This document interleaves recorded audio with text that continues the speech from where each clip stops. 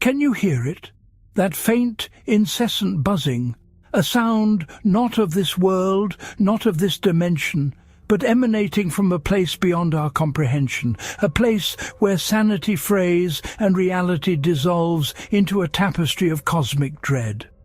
Imagine, if you will, the serene, mist-shrouded hills of Vermont, a landscape seemingly untouched by the vast malevolent forces that churn in the cold black vacuum between the stars.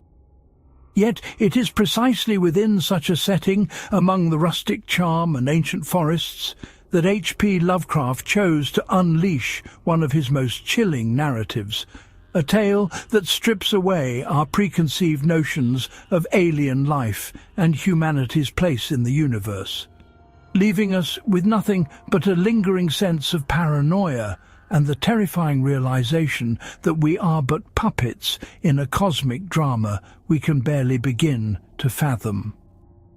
We are about to delve into the insidious depths of The Whisperer in Darkness, a story that begins with a simple folkloric inquiry and spirals into an abyss of brain-swapping horror and extraterrestrial malevolence, a journey from academic skepticism to abject terror that will leave you questioning the very nature of identity and the security of your own mind. In the autumn of 1927, New England was ravaged by unprecedented floods, an event that not only reshaped the physical landscape, but also, for a select few, opened a subtle fissure in the fabric of reality, allowing strange whispers to seep through from an unimaginable elsewhere. Our protagonist, Albert N. Wilmarth, a professor of literature at Miskatonic University and a dedicated folklorist, was initially engrossed by the purely human accounts emerging from these devastated regions. Tales of peculiar disappearances, strange sounds, and distorted visions attributed to the natural forces of the flood or the superstitious minds of isolated rural communities. Wilmarth, a man of science and reason, approached these reports with a detached academic curiosity, categorizing them as fascinating but ultimately irrational expressions of human fear in the face of natural disaster. He scoffed at the sensationalist newspaper articles detailing grotesque half-human, half-animal entities allegedly sighted amidst the raging waters, attributing them to mass hysteria or misidentification. He was a rationalist, a scholar, a man firmly rooted in the empirical world, and his early correspondence reflects this unwavering skepticism, even as he meticulously documented the more outlandish claims. It was this very intellectual arrogance, this unshakable faith in the mundane, that made him so utterly unprepared for the true horror that would soon invade his ordered existence. A horror delivered not by monstrous creatures from the deep, but by the innocuous brown envelopes of the postal service. The turning point came, as it often does in Lovecraft's tales, through a series of letters, epistolary fragments that slowly but inexorably eroded Wilmarth's carefully constructed intellectual defences. These letters came from a certain Henry Akeley, an elderly scholarly recluse residing in a remote, decaying farmhouse nestled deep within the verdant, mist-shrouded hills of Vermont, near the town of Townshend. Akeley, like Wilmarth, was a man of learning, a retired professor, and a keen observer of local folklore. However, unlike Wilmarth, Akeley's experiences had transcended mere academic curiosity. He was living at the very epicenter of the inexplicable. Akeley's initial letters were a passionate, almost frantic defense of the very legends Wilmarth had so confidently dismissed, asserting that the strange creatures reported in the press were not figments of imagination, but tangible, physical entities. He recounted local legends of strange beings dwelling in the hills, beings known as the fungoid ones, the elder things, or the old ones, creatures with crab-like bodies, bat-like wings, and an aversion to the light, entities that had been whispered about by generations of Vermont's indigenous inhabitants and isolated settlers. These beings, Akeley claimed, were far from supernatural spirits.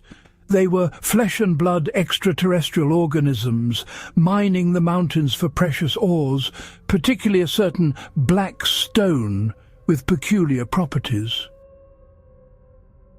What began as a spirited academic debate on folklore quickly escalated into something far more sinister as Akeley's correspondence grew increasingly urgent and desperate.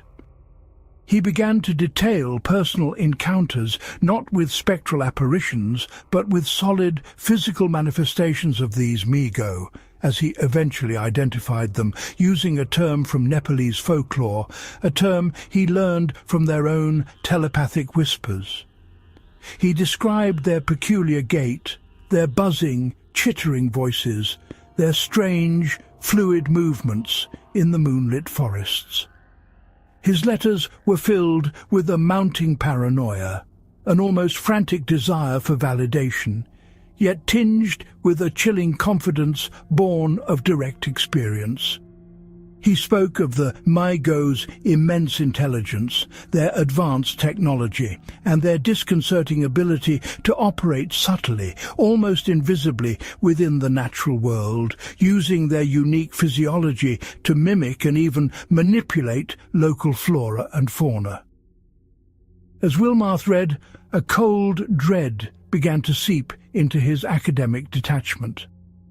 Akeley's descriptions were too consistent, too detailed, too intimately terrifying to be mere fabrications. He described the Mi-Go's heads as being composed of numerous sensitive tendrils, constantly shifting and reforming, their bodies a complex chitinous structure, their wings membranous and leathery, allowing them silent flight through the mountain passes. The sheer alienness of Akeley's accounts, coupled with his undeniable erudition, began to chip away at Wilmarth's skepticism. Akeley included strange, grainy photographs, supposedly depicting the creatures, though their forms were often indistinct, blurred by motion or poor lighting, yet undeniably disturbing. He sent rubbings of strange footprints, unlike any known earthly animal, and even detailed transcriptions of the Mi-Go's bizarre buzzing vocalizations, which he recorded on wax cylinders. The most unsettling aspect of Akeley's claims, however, was not merely the existence of these creatures, but their nefarious purpose. He wrote of their ability to extract living human brains, preserving them in cylindrical containers filled with a nutrient solution, allowing the disembodied brain to communicate and even experience other realities, to be transported across the cosmos in their strange vessels. This revelation introduced a layer of horror far beyond mere monster sightings. It touched upon the very core of identity and sentience. The Mi-Go were not just invaders. They were intellectual predators, collectors of consciousness, offering a terrible form of immortality, a grotesque journey through the stars for those whose brains they chose to harvest. Akeley himself seemed to be living under siege, his remote farmhouse becoming a nexus of otherworldly activity. He described the constant buzzing emanating from the surrounding woods, the unsettling feeling of being watched, the strange lights that flickered among the distant peaks. He chronicled the gradual disappearance of his dogs, then his neighbours, and finally his own increasing isolation as the Mi-Go seemingly encircled his property, their intentions growing ever clearer. His letters became less academic and more like dispatches from a war zone. detailing his efforts to repel the creatures, his desperate appeals for help, his growing understanding of their vast ancient origins and their alien, amoral perspective. He spoke of their vast empire spanning countless galaxies, their advanced understanding of physics and biology, their contempt for humanity, which they viewed as merely a temporary and somewhat interesting biological phenomenon on a resource-rich planet. Wilmarth, despite his initial reluctance, found himself drawn into Akeley's increasingly terrifying narrative. The sheer volume of evidence, however circumstantial, coupled with Akeley's unwavering conviction, began to corrode his scientific objectivity. He corresponded with other folklorists and researchers, tentatively seeking corroboration for aspects of Akeley's claims, but finding little beyond vague, unsettling legends. The more he delved, the more he understood that Akeley wasn't merely a madman. He was either a visionary or a victim of a truth so profound and horrifying that it threatened to unravel the very fabric of human understanding. The true genius of Lovecraft's narrative unfolds as Wilmarth's skepticism slowly gives way to genuine alarm, transforming him from a detached observer into a deeply unsettled participant. The turning point arrived when Akeley, exhausted and seemingly defeated, expressed a desire to meet Wilmarth in person, to share his final, irrefutable proofs, to impart a desperate warning. The invitation was ominous, fraught with an unnameable peril, yet Wilmarth, compelled by a mixture of academic curiosity and a growing morbid fascination, accepted. He made the arduous journey to Akeley's remote Vermont farmhouse, a journey that felt less like a visit and more like a descent into a forgotten realm of cosmic horror. As Wilmarth travelled deeper into the Vermont hills, the landscape itself seemed to shift, growing more oppressive, more ancient, more alive, with an unseen presence. The familiar contours of civilization gradually receded, replaced by dense primeval forests and isolated weathered farmhouses, each seemingly harbouring its own dark secrets. The air grew heavy, pregnant with unspoken dread. Wilmarth, ever the rationalist, tried to attribute these feelings to fatigue, to the power of suggestion, but a primal fear, colder and more pervasive than anything he had known, began to gnaw at his composure. The silence of the mountains was not peaceful. It was a profound, watchful silence, broken only by the rustling of unseen creatures and occasionally a faint, almost subliminal buzzing sound that seemed to emanate from the very bedrock of the hills. Arriving at Akeley's dilapidated farmhouse, Wilmarth found it shrouded in a palpable atmosphere of decay and abandonment. The house itself was a testament to isolation, its windows dark and uninviting, its eaves draped with cobwebs, its garden overgrown and choked with weeds. The surrounding woods pressed in tightly, their ancient branches forming a shadowy, menacing wall around the property. As he approached, Wilmarth noticed an unsettling stillness, an absence of the usual nocturnal sounds of rural life.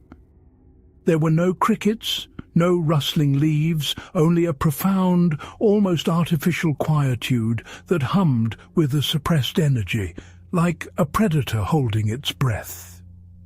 His knock on the door, a sharp, unwelcome sound in the oppressive silence, was met with a long, agonizing pause before the door slowly creaked open, revealing not the frail, besieged figure he expected, but a changed man.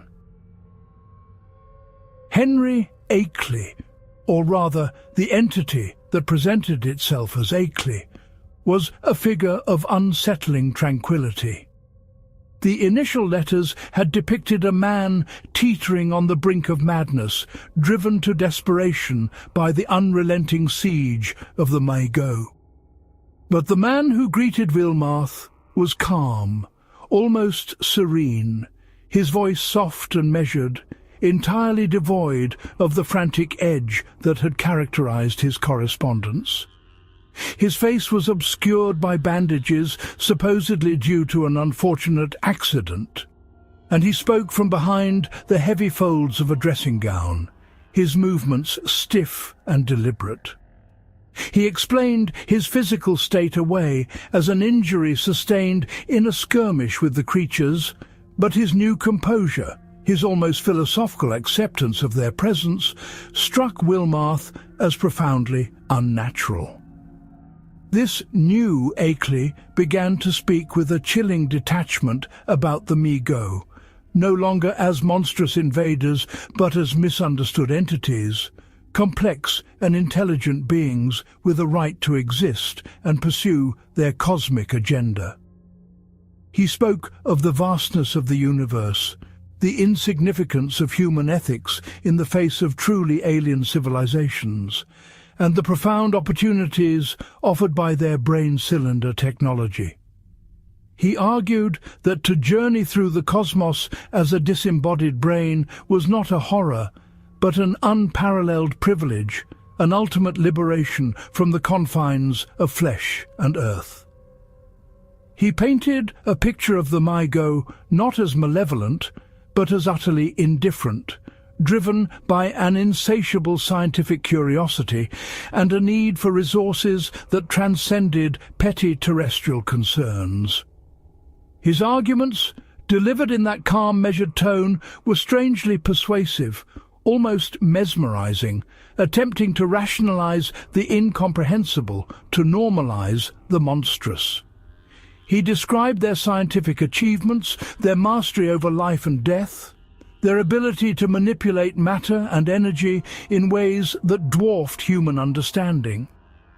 He hinted at the vast networks of their civilization, spanning countless light years, their complex social structures, their own strange forms of art and philosophy, all utterly alien to human sensibilities. Yet beneath the veneer of this newfound cosmic enlightenment, Wilmarth's instincts screamed of something deeply, terribly wrong. The arguments were too neat, too perfectly articulated, almost as if rehearsed. The serene acceptance of horror felt like a mask, meticulously crafted to conceal an unspeakable truth. Akeley spoke of the Mi-Go's generosity in offering humanity a chance to transcend its limitations, to explore the universe in ways previously unimaginable, even if that transcendence meant sacrificing one's physical body and perhaps one's very soul. He spoke of the Mi-Go's disdain for human superstition, their scientific approach to everything, their lack of a concept of good or evil, only efficiency and utility. He showed Wilmarth strange artifacts, glistening metallic devices, and intricate scientific instruments of unearthly design, further demonstrating the Mi-Go's advanced capabilities, trying to overwhelm him with evidence of their superior intellect and technology. The climax of this horrifying interview came in Akeley's study, a room steeped in a peculiar cloying odor and permeated by a barely perceptible rhythmic buzzing sound. It was here that Akeley, with disquieting pride, revealed the true extent of the Mi-Go's work. Rows of polished metal cylinders, each containing a preserved human brain, pulsating faintly in a nutritive solution. He spoke of these as vessels for interstellar travel, offering their former owners glimpses of distant stars and alien landscapes. He spoke of specific individuals, known to Wilmarth through academic circles, whose brains were now housed within these cylinders, their consciousnesses supposedly embarking on cosmic voyages, sending back telepathic messages of wonder and terror. This was the ultimate violation, the ultimate horror, not just death, but the absolute annihilation of the self, the reduction of a sentient being to a mere biological specimen, a trophy in an alien collection. Akeley then produced a final, truly devastating piece of evidence. He played a wax cylinder, a recording made by the old Akeley, the besieged, terrified man who had corresponded with Wilmarth. The voice on the cylinder was indeed Akeley's, but it was raw, trembling with terror, describing in agonizing detail the final moments of his struggle against the Mi-Go, their forced entry into his study, the growing darkness, the frantic, desperate pleas for help. The recording abruptly cut off with a chilling, gurgling scream, and the distinctive, omnipresent buzzing, louder and more insistent than ever. The contrast between the terrified voice on the cylinder and the calm, rational voice of the new Akeley in the room was a revelation, a catastrophic shattering of Wilmarth's remaining defences. The realization struck him with the force of a physical blow. The Akeley before him was not Akeley at all. It was an impostor, a monstrous mimicry, a Mi-Go wearing the skin of its victim, or perhaps simply manipulating the physical remains to communicate. The bandages, the stiffness, the serene but alien perspective, it all clicked into place with horrifying clarity. The voice that had been so eloquently espousing the virtues of cosmic exploration was not human. It was the voice of the Mi-Go, speaking through Akeley's mouth, using Akeley's knowledge, Akeley's memories to deceive and ensnare. The true Akeley was gone, his brain likely among the preserved specimens, his body a mere puppet. The buzzing grew louder, emanating not from the woods, but from within the very room, from within the very presence of the thing that sat across from him. Wilmarth, gripped by a sudden overwhelming surge of primal terror, knew he had to escape. The philosophical arguments, the scientific explanations, the promises of cosmic journeys, they were all a snare, a terrifying invitation to join the collection. He feigned fatigue, a sudden illness, anything to buy himself time. He stumbled from the study, his heart pounding a frantic rhythm against his ribs, every nerve screaming for flight.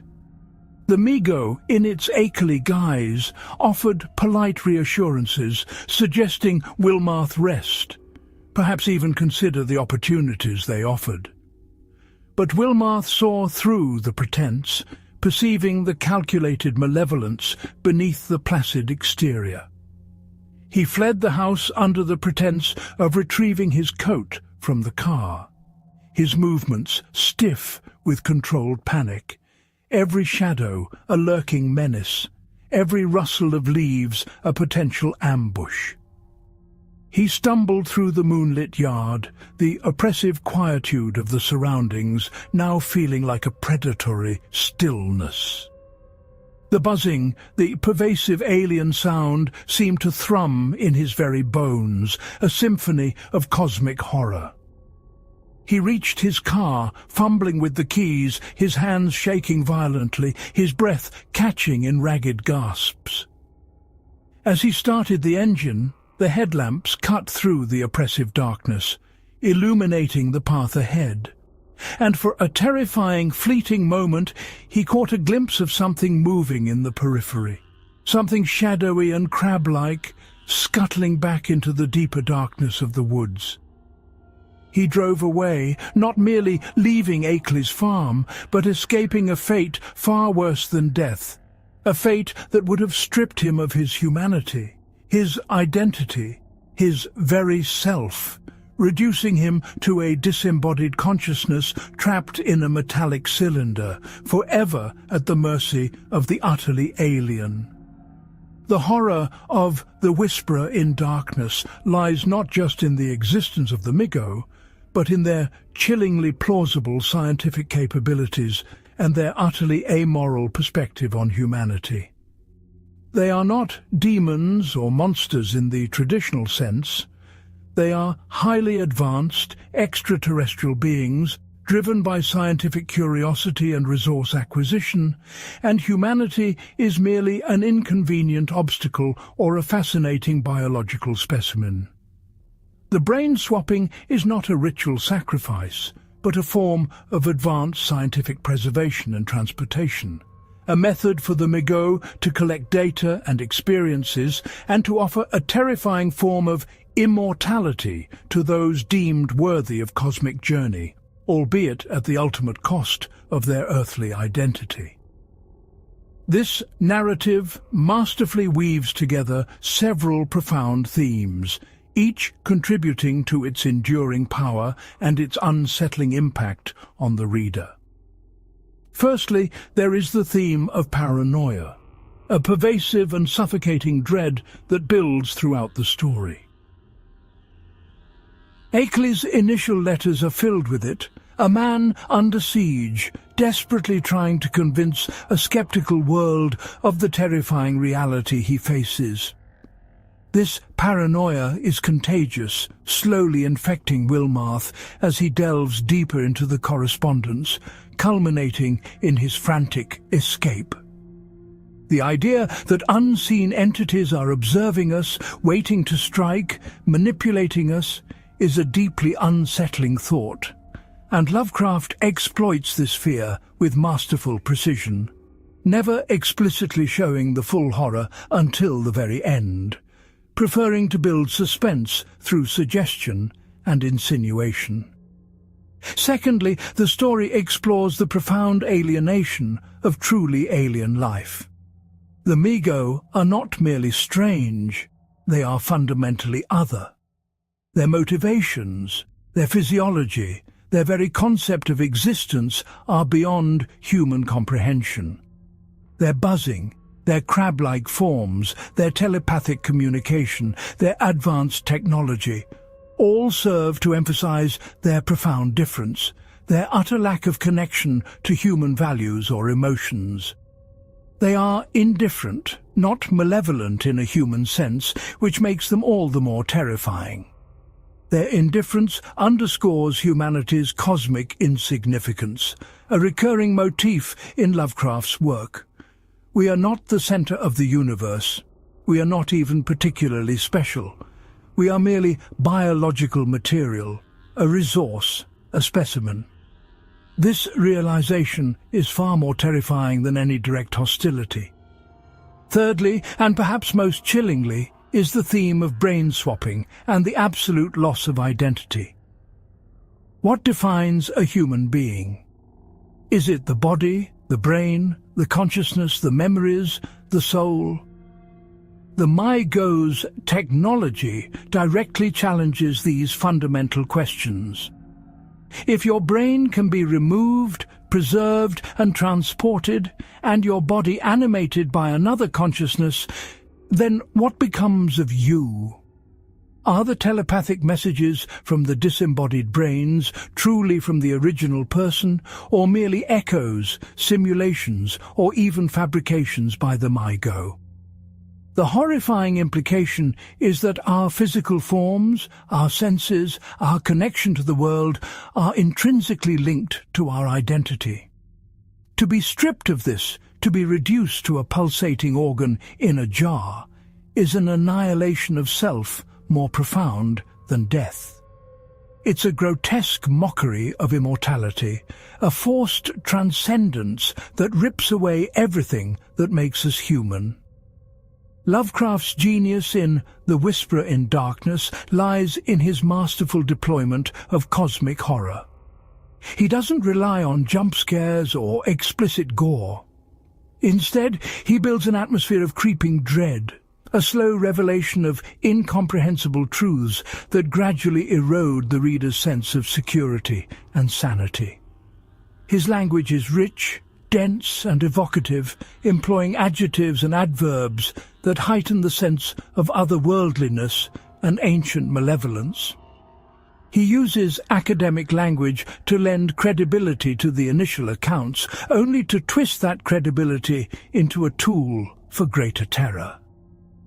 The story is a slow burn, a meticulously crafted descent into madness, where knowledge itself becomes a perilous burden. The more Wilmarth learns, the more he understands the true danger, the more his rational world collapses around him. Ignorance in this universe is often the only defense against truths that are too vast, too ancient, too alien for the human mind to bear. The setting of rural Vermont, seemingly so bucolic and peaceful, serves as a brilliant counterpoint to the cosmic horrors that unfold. The contrast between the familiar, earthy landscape and the alien incursions makes the horror all the more potent. It suggests that nowhere is safe, no corner of the earth immune from the watchful eyes and insidious activities of extraterrestrial entities. The ancient, mist-shrouded mountains become more than just geographical features.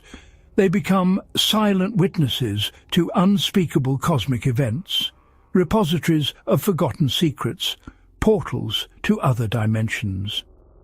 The story also showcases Lovecraft's incredible ability to imbue the unseen with a terrifying presence.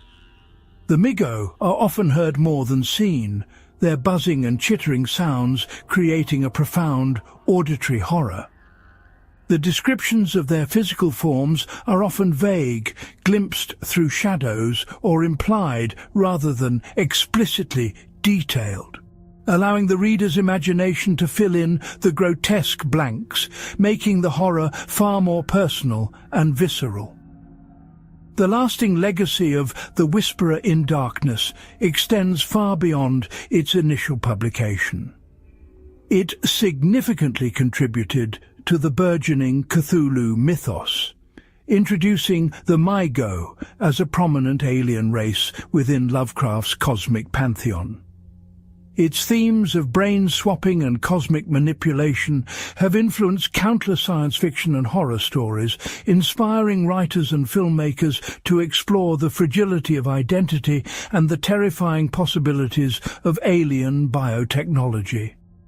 The idea of sentient life existing in forms so utterly different from our own, operating with motivations and ethics completely alien to humanity, has become a cornerstone of cosmic horror, urging us to look beyond our anthropocentric view of the universe and confront the unsettling truth of our own insignificance.